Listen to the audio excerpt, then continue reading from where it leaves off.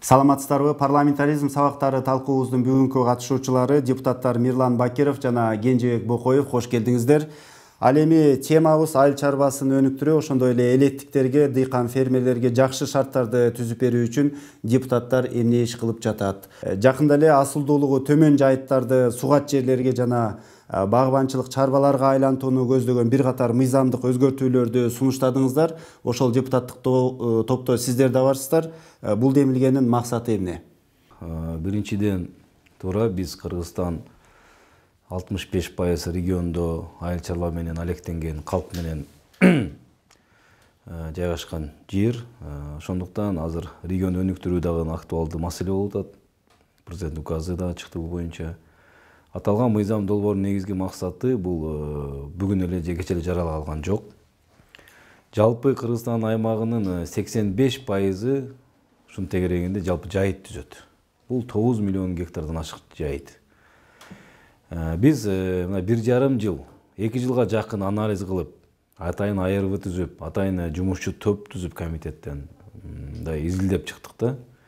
Ошондо бир 500 миң гектардын тегерегинде жайыт, статусу жайыт, бирок анык аткарган кызматы же бүгүнкү акыбалы асылдуулугу төмөн, кандай бир таштак жерлер, же мындайча айтканда айдоо аянтына жакын жерлер, же суунун жээги мындай убагында реформа болгондо ушу жалпы кирип кеткен. Бүгүнкү күнү жайыт баш мыйзам менен корголгон. Жайыт жеке менчикке берилбейт. Биздин негизги максат ошол пайдаланылбай турган асылы төмөн жайыттарды пайдаланып, айыл чарбага мындай пайда алып келип, экономикага салым кошуш керек деген максат. Бул конкреттүү өзүңүз белгилеп кеткендей, айыл чарба багытында гана пайдаланыш керек. Ал жерге көп жылдык багдарак өстү. Кечиресиз, ушул асылдуулугу төмөн жайыт деген бул эмне? Асылдуулугу төмөн жайыт деген бул мен айтып кеттим, ушул таш баскан, же мындай суунун жээгинде, дарыянын жээгинде жайгашкан, бүгүнкү күнү айылдын чекесиндеги мындай жакынкы жайыттар негизинен ошол жерге көп болсо бир жума же 2 жума мүмкүн өз багытында иштейт, анан кийин 6 ай же башка 11-9 ай ушул же жайыт катары пайдаланбайт, же айдоо катары пайдаланбай, пайдасыз турган жайыттар. Мына ошол сиз айтып аткан жанагы аянттардын ошол асылдуулугу төмөндөрүн алганда бир болжолу менен бир 50 миң гектардай кошумча жер ошол багбанчылыкка тартылышы ыктымал деген божомолдорду жазыпсыздар. Кенжебек Сатыкулович, сиз айтсаңыз, мынакей көп сиз белгилейсиз да, жана айыл чарбанын элеттин көп эле дотацияда турат депчи, айыл өкмөттөрүнүн. Анан муну жергиликтүү бийликтер ишке ашырыш керек да, ошол жерлерди баягы кайра колдонууга бериш үчүн. Ал эми ошол 80%тен ашуун айыл өкмөттөрү, жергиликтүү бийликтери мамлекеттик дотацияда турса, бул мисалы сиздер бул мыйзамды кабыл алдыңыздар дейли. Андан кийин ким ишке ашырат? Кагаз жүзүндө эле калып калбайбы? Эми биринчи айта кетсек, 82% айыл өкмөттөрү бул дотацияда отурат деген бул факт, статистика, аныкталган цифра. Алар бүгүнкү күндө өзүн өзү каржылай албайт. Эмне себептен? Биринчи, бул биз республикалык бюджеттин бардыгын эле борборлоштуруп алганбыз да. Бизде финансылык же болбосо каржылык децентралдаштыруу ишке ашкан эмес да. Биз бийликти айыл өкмөттөргө, мэрияларга бердик деп койгонбуз, бирок каражатты берген эмеспиз. Бирок ошол жергиликтүү бийликте каражат жок болсо, бул мисалы ошол айылдагы жанагы асылдуулугу төмөндөп аткан Мирлан Исакович айтпадыбы, жанагы колдонуусу, пайдасы азыраак жерлерди кантип мисалы пайдалуу кылалы? Эми эки нерсе. Дотациядан чыгуу маселесине азыр биз Мирлан коллегам менен карап аткан мыйзам долбоору эч кандай тиеши. Эртең биз 50 миң эмес, 500 миң гектар теге жайытты багдарак жана башка өздөштүрүүгө берип койсок да, ошол айыл өкмөттөр дотациядан чыгып кетпейт. Анткени бүгүнкү күндө айыл чарбада бизде салык салынбайт. Мындайча айтканда, андан түшкөн пайда биздин элди байытат. Ошол элди байыган аркылуу айылдан элдер, жаштар шаарга качпай, Алар айылда калып отурукташып, айылдан өзүн өзү багуу маселеси күч алат да. Бүгүнкү күндө эмне үчүн Бишкек шаары миллион адам болуп кетти да, айыл өкмөттөрдө эл азайып атат. Жаштар калбай жатат. Айыл өкмөттөрдө бүгүнкү күндө адис жок, иштей турган. Бардык студент болуп келгендер ак үй, көк үйдүн тегерегинде эле калып атат. Айыл өкмөткө бирөө да барып жер адис болуп иштейм дебейт. Бүгүнкү күндө азыр айыл өкмөттүн башчысына кандидаттар оордук менен табыла баштады. Баягы заман жок. Мына ошондуктан биз айыл өкмөттөрүн күчөтүш керек. Демек ал жерде айыл өкмөтүн статус беришибиз керек. Бүгүнкү күндө текшерүүлөрдү азайтышыбыз керек. Бул өзүнчө бир комплекс да. Комплекс. Ошол жергиликтүү аймакты күчөтүү үчүн. Ал эми азыр биз киргизген мыйзам бул жана айтып атпайбы 100 балл менен балл банкет эсептелинет. Асылдуулук. Ошол 100 балдын ичинде 20 балдан төмөн болгон өтө тиги кунары качкан жерлерди мына Мирлан коллегам баш кылып туруп мен ошо саясаттар болуп кирдим, ошону өздөштүрүүгө берейик деп атабыз. Суу Самыр жайлоосунда бүгүн мен мына 3 жылдан бери көтөрүп келатам. 500 000 гектардын 30%-на чейин бүгүн 6 гана кара гана деген отоо чөп бадал басып калды. Айыл чарба министрлигинин иши жок 3 жылдан бери. Өкмөттүн иши жок. Мына ошону же химиялык же физикалык колдонуу менен ошону жок кылыш керек. Жайыт жок болуп кетти. Ошондо 30% 150 000 гектар жайыт жок болуп кетти. Ал жерди бадал басып калды. Анын ичине жылкы да кире албайт, оттоп. Демек биз 150 000 гектарды уже жоготтук. Ал эми биз айтып аткан ошол кунары качкан, таш баскан, кум баскан селдерден жана башка малда жайыла албашы мүмкүн болгон жерлерди өздөштүрүүгө дыйкандар сурап атат, багбандар. Биз ал жерден тамчылатуу.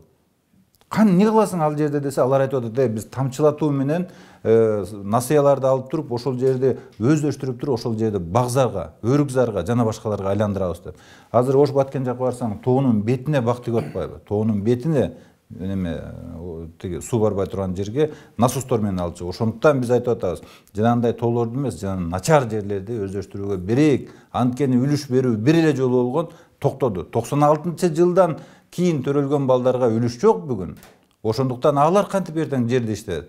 Мына ошондуктан биз мүмкүнчүлүк бериш керек. 10 миллион гектардын жанагындай 100 000 гектардап отоо чөптөргө бербей, биз начар жерлерди элге берейик. Ал эми площадька келе турган болсо, гипроземди биз азыр аныктагыла деп атабыз. Жайыттын ичинде жол болсо, аны жайыттан контурдан алып сал.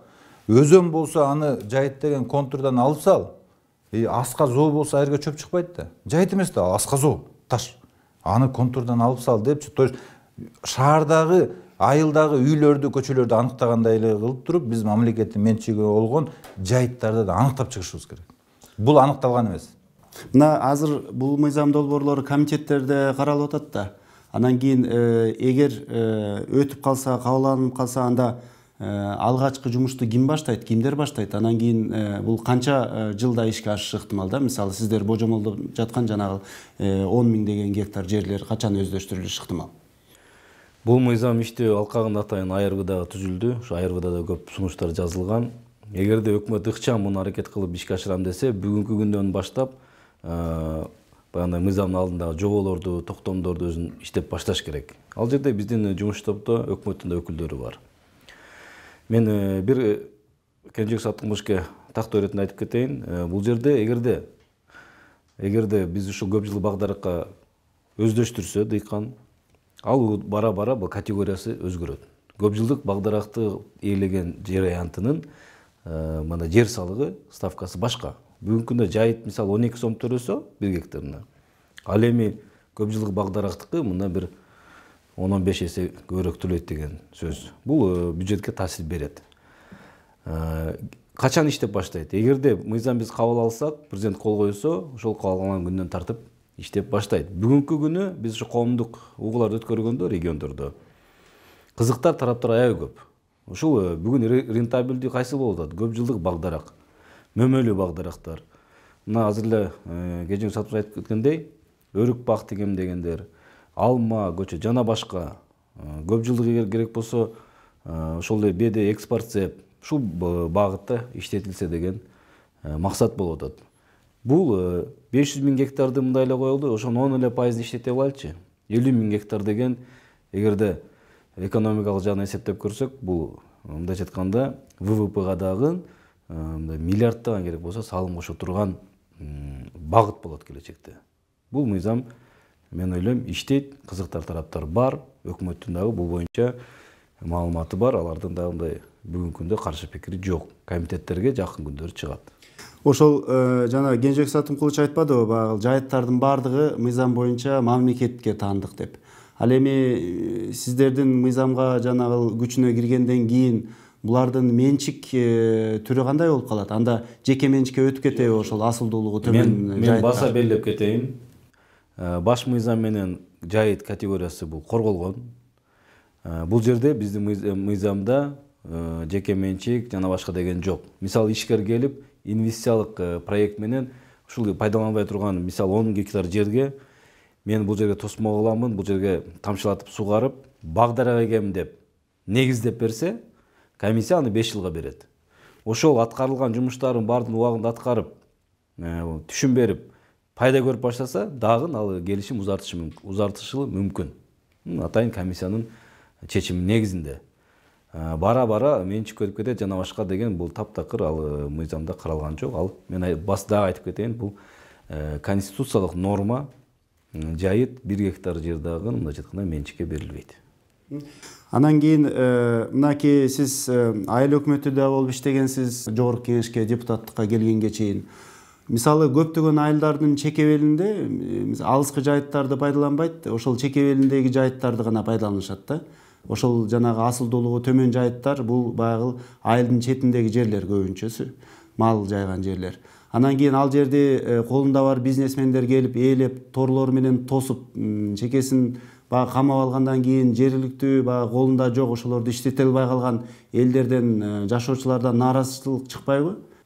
Эми акыркы убакта мынакей айылдарда, айыл өкмөттөрдүн, айыл аймактардын, территорияларында ушундай жайыт талашуу маселелер чыга баштады. Эмне үчүн? Анткени Кудайга шүгүр малдын саны көйдү. Баягы 90-жылдардагыдай мал куруп кеткен заман азыр жок. Азыр мына майда жандык деп коебуз, кой эчкилердин саны 6 миллионго жетип калды. Союз убагында көтөрүп турганда 10 миллионго жетсе, азыр 6 миллионго жетип калды да. Жылкы көйдү, карамал көйдү. Анан кийин эми айта кетиш керек, ошол айыл өкмөттөр, райондук департаменттер менен баса белгилейм, анткени жайыт бул мамлекеттин менчиги.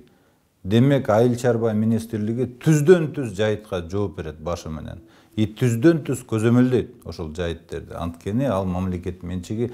Айыл өкмөттөргө жайыт комитетине, айыл өкмөттөрүнө берилген эмес ал. Жайыт комитеттерге убактылуу берилген башкаруу үчүн.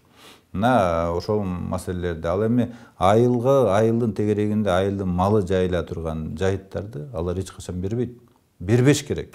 Аны да биздин айыл чарба министрлиги көзөмөлдөш керек да. Мындайча айтканда алар анализ кылып туруп, кайсы айыл, кайсы ченде арыз түшкөндөн кийин барып карап, аныктап ушул жерде берсе болот. Ансыз да бул жерге мал жайылбайт экен, жайыт жок экен деп туруп, анан ошондой жерлерди өздөштүрүүгө бериш керек да.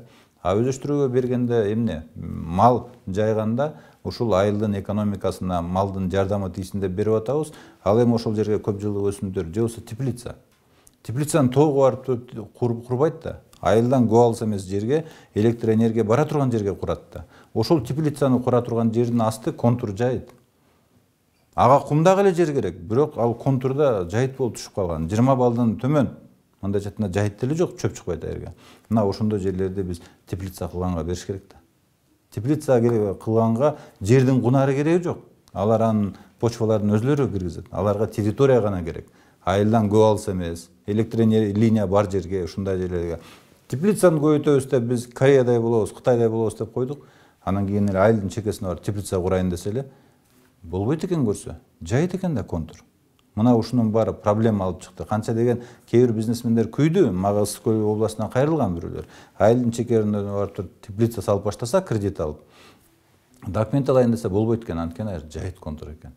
Уруксат берилбейт экен. Мына ушул сыяктуу маселелер көп. Албетте бул мыйзам долбоорун өкмөт алып келсе болмок.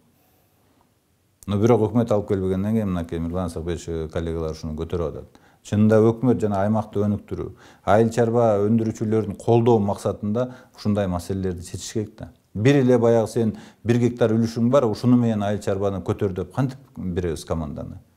Бере албайбыз да. Ошондуктан колдонулбай жаткан биздин 10 миллион гектардын ичинде бир маселелер бар болсо, ошолорго биз жол ачып беришибиз керек. Буну өкмөт түздөн түз ушул маселени көтөрүш керек болчу да. Бирок биздин өкмөт чабал бул маселе менен иши да жок, көтөрбөйт. А негизи ушундай мыйзамдык өзгөртүүлөргө демилгечилер болду деп айттыңыз. Алар бизнесмендерби же айылдыктардын өздөрүбү? Бул биринчиден айылдын ичиндеги ишкерлер десек болот, дыйкандар десек болот. Коомдук талкууда айыл өкмөттөн баштап аким, губернатордун орун басарына чейин катышып, өз ой пикирлерин айтышты. Жөнөкөй эле мисал көбүрөөк Ысык көл областында мисалы. Ошол эле бакты кейин же башка калайын десе, категориясы Кенжебек Сапаров айткандай жайыт, аны берүү, иштетүү, мындай жол жоболор так көрсөтүлгөн эмес. Ошондуктан каалаган убагында келип, эгер башталган болсо, кайра алып, кандайдыр бир буттоочулар болушу мүмкүн. Ошондуктан биз мыйзамга так нормаларды киргизип атабыз. 5 жыл, инвестициялык проект жана башка дегендердичи. Мен жана башында айтып кеттим, 85% Кыргызстандын жери бул жайыт. Биз экономиканы көтөрүп, мындай бир мамлекетке да пайда алып келсин десек, мен да толук кошулам. Өкмөт өзү ойгонуп, ойлонуп, кантип ошол пайдаланып аткан жерлерди биз пайдаланабыз, кантип суу чыгарабыз, кантип айыл чарба продукциясынын өндүрүмүн көтөрөбүз. Мына ушунун үстүнө ойлонуш керек. Мен ойлойм, ушул биздин мыйзам түрткү дагы берет. Бул мыйзам талкуу учурунда мен ойлойм дагы көп маселелер чыгат. Андан сырткары мына Евразиялык экономикалык биримдикке киргенден бери Кыргызстан ушул мөмө жемиштерди экспорттоо потенциалы абдан чоң, мүмкүнчүлүгү бар деп келечекте азыркы учурда мына көптөгөн бизнесмендер чындап эле ошол жанагы бак тарактарды, мөмө жемиштүү бак тарактарды эгүүнү баштады. 1-2 жылдан бери ошол тенденция күчтүү болуп атат. Мына жакында эле Жогорку Кеңештин төрагасы Дастан Жумабеков Чүй регионуна барып келгенде бир нече гектарлаган жерлерди тосуп, анан кийин үстүн дагы тор менен жаап алган фермерлерди көрүп келиптир да. Мына ушул сыяктуу көрүнүштөр болуп атканда биз кайра баягы жайыттарды элебестен ошол эле азыркы бар сугат жерлерди, бирок жанагы эффективдүүлүгү азыраак айыл чарба өсүмдүктөрүн эгип аткан жерлерге, кадимки эле сугат жерлерге ошол көп жылдык бак тарактарды эгүүгө мүмкүнчүлүк берүү, укук берүү планы каралды беле? Мына мен өзүм кече эле бир мисал, бул Кудайга шүгүр жакшы мындай жакшы жол, жакшы багыт дейин. Баягы биз баарыбыз билбейбиз, мынакей билет. Баткен, Жалал Абад, Ош областы, мөмө жемиштин областы, мөмө жемиштин аймагы десек, мына мен кече эле Талас областына бардым. Кара Бура районунда Бакайыр айыл өкмөтүндө Дубашев Кенжебек деген фермер дыйканыбыздын барып жерин көрдүм. 11 гектар жана сиз айткандай туура кайракы жерине өзүнүн үлүшү, бир туугандардын үлүшү экен. Ошо баары чогултуп туруп, кооператив, мындайча айтканда кооперативде эми бир 10 чакты бир туугандар баары чогулуп туруп 11 гектар ортодогу бага кайракы жерине бак тигиптир, жана интенсивдүү карликовый деген. 30 000 көчөт тиктириптир. Мына кеч жакында мен барсам, ошол барып полестен көрдүм, скважина кылып туруп жердин астынан суу чыгарып, ошо тамчылатып. Эмне дегенде каналдан суу келет экен, бирок өтө эң аягында экен да бул. Буга чейин колдонулбай жаткан да, суу келбегенине байланыштуу. Анан эми ошол жерден скважина менен ошончо акчаны киргизип, кредит алышып аракет кылып, ошол жерге бак тигип атат. Мына ошондой болгон кайракы жана башка үлүштөрүнө элдер акырындап тигип атат. Бирок ошондой болбогон, же болбосо инвестиция кылып туруп мен салым кылып жер берсеңер чоң бак кылат элем, скважина менен суу чыгарып деген болсо, биз жанагындай колдонулбаган начар жерлер болсо мүмкүнчүлүк түзүп бериш керек. Албетте бунун методикасын ким аныктайт? Айыл өкмөтпү? Министерство айыл чарба министрлиги өзү аныктайбы? Аны өкмөт жоболорун иштеп чыгат. Бирок мыйзамда биз ошого жолду түзүп беришибиз керек да, убактылуу пайдаланууга. Ал жөн эле кунары качып жаткан жерди анан көрөк бак тиксе ал эрозия да болбойт. Анткени бул жылда айдалып, жылда бузулбайт да. Бир бак тигилет, ошо менен 40-50 жылга ошол жерде бак болот. Суу сугарылып айырга чөп чыгат. Бунун мындай кошумча анан ал шамалды тозот. Мына мисалы ошол эле Талас областында жана Кара Бура жакта, Казакстан жактан ар дайым баягы батыш жактан бороон чапкындар да. Ал жерлерди бузуп атат жылда фасолдор тигиле берип. Мына ошол жерге бактар көбүрөөк тизилсе, бул баягы токой тилкелери болуп турат, бул климатка кошумча жардам берет да, жанагындай борон чапкындардан. Бунун мындай кошумча эффекттери жакшы бак тийгөнүн. Анан бир эле айтып жүрбөйбүзбү, мисалы Талас областына жалаң эле төө бурчак болуп кетти деп. Албетте бул жерди бузат да. Жылына эле жерди айдай берсең, шамал аны учуруп отуруп жок кылат да, кум кылып салат эртең. Ошондуктан биз жанагындай токой тилкелерин бак, мына Бакаята районунда мен барып көрдүм. 40 гектар тиккен дыйкан тиги институт, Миргаз деген институттун барып көрдүм. Турциядан агрономдорду алып келип туруп ошол жерден багын каратып атат. Мындайча айтканда чоң инвестиция кирип атат да. Бир дыйкан, ошо Миргаз деген жигит 40 гектар интенсивный бак тигиптир. Мына аны биз мамлекеттик колдоого алыш керек да. Европадан алып келип туруп, жакшы көчөттөрдү алып келип туруп, биздин дыйкандарга сатып, семинар кылып, мындайча айтканда айылда райондо Таласта мен көрүп келдим, жакшы жумуштар жүрүп атат.